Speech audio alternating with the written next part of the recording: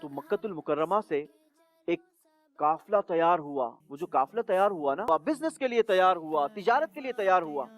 اب جب ہمارے پیارے آقا صلی اللہ تعالی علیہ وسلم کے چچا ابو طالب کو اس بات کا علم ہوا تو وہ پیارے آقا علیہ الصلوۃ والسلام کی بارگاہ میں حاضر ہوا اور کہنے لگا کہ اے میرے پیارے بھتیجے محمد، اگر تم مجھے اس بات کی اجازت دو، ہمارے مکے میں ایک خاتون رہتی ہیں جن کا نام ہے خدیجہ، میں اس عورت سے بات کروں، کیونکہ وہ جو عورت ہے نا یہ لوگوں کو تجارت کے لیے، ٹریڈ کے لیے، بزنس کے لیے مال دیتی ہے، اور لوگ اس کے مال کو لے کر مختلف ممالک میں جاتے ہیں اور اس کی تجارت کرتے ہیں، اور وہ لوگوں کو اس کا نفع دیا کرتی ہے.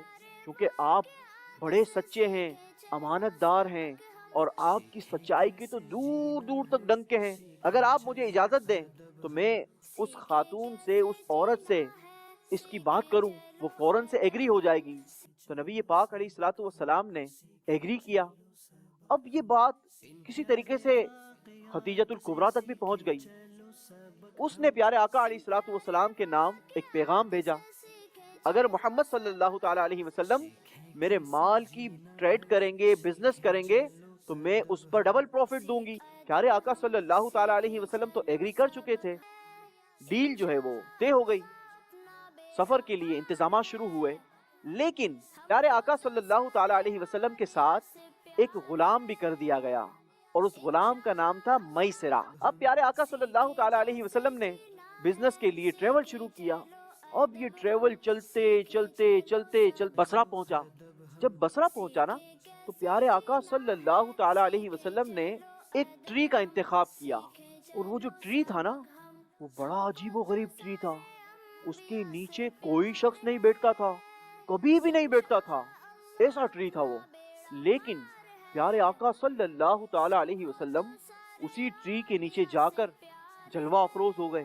آپ وہاں پر تشریف فرما ہو گئے، وہاں پر جا کر بیٹھ گئے اور آرام کرنے کے لیے لیٹ گئے. آپ کے ساتھ جو غلام تھا میسرہ، وہ بھی پیارے آقا صلی اللہ تعالی علیہ وسلم کے قریب بیٹھ گیا. بصرہ میں ایک شخص رہتا تھا جس کا نام تھا نستورہ. یہ کتابوں کا علم رکھتا تھا، بڑا ذہین تھا، اسے بہت ساری ایسی چیزیں معلوم تھی جو پچھلی کتابوں میں گزری تھی، کیونکہ اس نے وہ کتابیں پڑھ رکھی تھی. اب اس نے جب یہ دیکھا کہ اس درخت کے نیچے ایک شخص آرام کر رہا ہے، اسے بڑی حیرانگی ہوئی، بہت زیادہ حیرت کے اندر مبتلا ہو گیا. فوراً سے اس نے آسمانی کتابیں نکالی اور اس کے اوراق کو پلٹنے لگا، دیکھنے لگا، چیک کرنے لگا، پڑھنے لگا. جب اس نے ان نشانیوں کو پڑھا نا تو اس کی حیرت میں اور زیادہ اضافہ ہو گیا. وہ فوراً سے اس درخت کے قریب آیا، اور پیارے آقا صلی اللہ تعالی علیہ وسلم اس وقت اپنی مبارک آنکھیں بند کر کے آرام فرما رہے تھے. وہ آپ کے غلام کے قریب آیا اور پیارے آقا صلی اللہ تعالی علیہ وسلم کے بارے میں پوچھنے لگا کہ یہ کون شخص ہے، کہاں سے تشریف لائے، ان کا تعلق کس قبیلے سے ہے، یہ کس خاندان کے ہیں. اس طریقے سے پیارے آقا صلی اللہ تعالی علیہ وسلم کے بارے میں معلومات حاصل کرنے لگا. اور جو میسرہ غلام تھا وہ پیارے آقا صلی اللہ تعالی علیہ وسلم کے بارے میں نستورہ کو بتانے لگا کہ یہ ایسے ہیں، فلاں قبیلے سے تعلق رکھتے ہیں، سارے سوالات کا جواب دینے لگا. اب اس نستورہ شخص نے ایک سوال کیا کہ اے میسرہ، مجھے یہ بتاؤ کہ یہ جو شخص ہیں ان کی آنکھوں کے اندر یہ ریڈ سی لکیریں ہیں، کیا یہ ہمیشہ رہتی ہیں؟ میسرہ نے کہا جی ہاں، یہ تو پیارے آقا صلی اللہ تعالی علیہ وسلم کی شان ہے، آپ کی آنکھوں کے اندر یہ ریڈ کلر کی لکیریں ہمیشہ رہتی ہیں. اب جب نستورہ نے یہ سنا نا تو کہنے لگا ہوا واللہ نبی، یہ تو اللہ کے نبی ہیں. نستورہ نے یہ اعلان کر دیا. اچھا، پیارے آقا صلی اللہ تعالی علیہ وسلم نے اپنی آنکھیں کھولی، اپنے غلام کو حکم دیا کہ آگے کی سفر کی تیاری کی جائے. اگلا سفر شروع ہوا. اب یہ تجارت کا قافلہ چلتے چلتے چلتے چلتے ملک شام پہنچا، اور وہاں پر جا کر پیارے آقا صلی اللہ تعالی علیہ وسلم نے جو بزنس کیا نا وہ بڑا خوبصورت انداز کے ساتھ کیا. جو چیز سیل آؤٹ کی اس کے اندر اگر کوئی فالٹ تھا، کوئی کمزوری تھی، اس کے اندر کوئی نقصان والی پہلو تھا، وہ بھی بیان کیا. اتنے خوبصورت انداز کے ساتھ پیارے آقا صلی اللہ تعالی علیہ وسلم نے وہ سارا مال بیچا. جب یہ بزنس کیا تو اس میں پروفٹ بھی بہت اچھا ہوا، کیونکہ آپ کا ایٹیٹیوڈ اتنا خوبصورت تھا، لوگوں نے سارا مال فوراً سے خرید لیا۔ اچھا، اسی بزنس کے دوران ایک اور شخص ملا۔ وہ جو شخص تھا نا، وہ بھی کتابوں کا علم رکھتا تھا۔ اس نے جب پیارے آقا صلی اللہ تعالی علیہ وسلم کو دیکھا تو دیکھتا ہی رہ گیا۔ اتنا حسین و جمیل چہرہ، اتنا خوبصورت چہرہ اور اتنی برکتوں کا نزول، وہ دیکھا تو دیکھتا ہی رہ گیا۔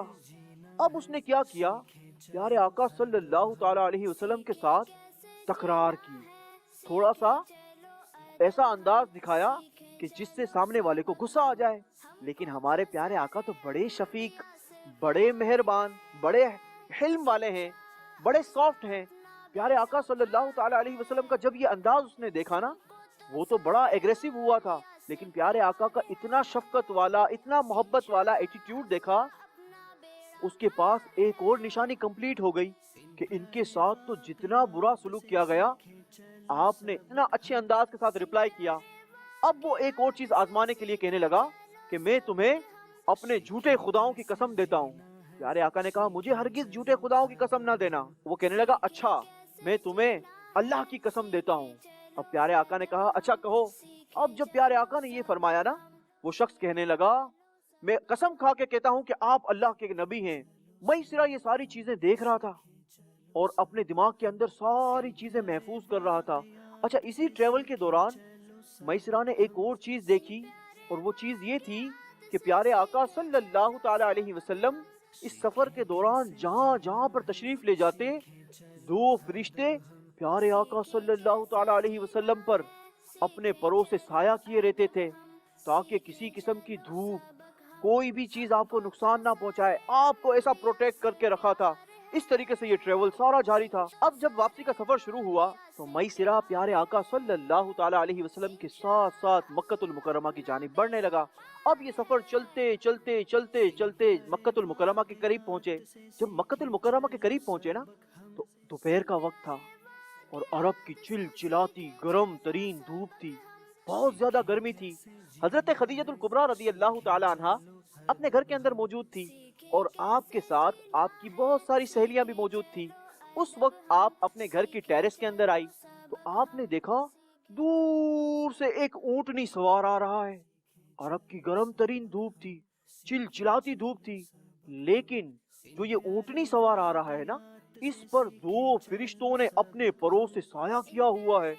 ان کو دھوپ اثر نہیں کر رہی ہے۔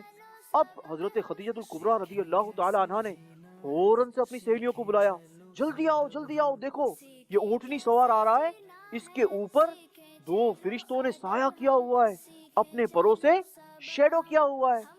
اب جب یہ قافلہ مکۃ المکرمہ پہنچ گیا، میسرہ بڑا خوش تھا۔ سارے راستے نبی پاک صلی اللہ تعالی علیہ وسلم کی برکتوں سے وہ فیض حاصل کر رہا تھا۔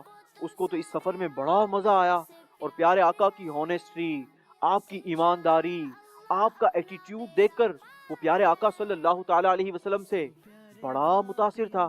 اس نے آ کر خدیجہ الکبریٰ کو بتایا کہ اس ٹریڈنگ کے اندر تو ہمیں نفع جو ہوا ہے نا، وہ بھی بڑا امیزنگ ہوا ہے، آؤٹ کلاس نفع ہوا ہے، اور ساری چیزیں بتانا شروع کر دی کہ اس طریقے سے ہوا، پیارے آقا کا ایٹیٹیوڈ ایسا تھا، یہ تھا وہ تھا، ساری چیزیں بتائیں۔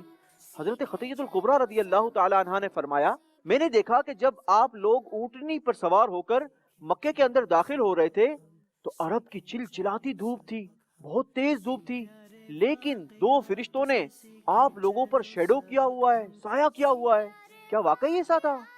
میسرہ کہنے لگا صرف یہی نہیں، بلکہ سارے سفر کے دوران میں نے یہ دیکھا کہ یہ دو فرشتے پیارے آقا صلی اللہ تعالی علیہ وسلم پر شیڈو کیے ہوئے ہیں، اور اس نے ساری باتیں بتائی۔ اب پیارے آقا صلی اللہ تعالی علیہ وسلم کی اتنے سارے فضائل، اتنی سارے برکات سن کر حضرت خدیجہ الکبریٰ رضی اللہ تعالی عنہا کے دل میں نبی پاک کی محبت میں اور زیادہ اضافہ ہو گیا۔ آپ نے ایک فیصلہ کیا کہ میں اس شخص سے ضرور نکاح کروں گی۔ آپ نے پیغام پیارے آقا صلی اللہ تعالی علیہ وسلم کو بھجوایا۔ جب پیارے آقا صلی اللہ تعالی علیہ وسلم کی بارگاہ میں خدیجہ الکبریٰ رضی اللہ تعالی عنہا کا پیغام پہنچا تو آپ نے اس پیغام کو قبول کیا، اور حضرت خدیجہ الکبریٰ رضی اللہ تعالی عنہا کو اپنے نکاح میں قبول فرما لیا۔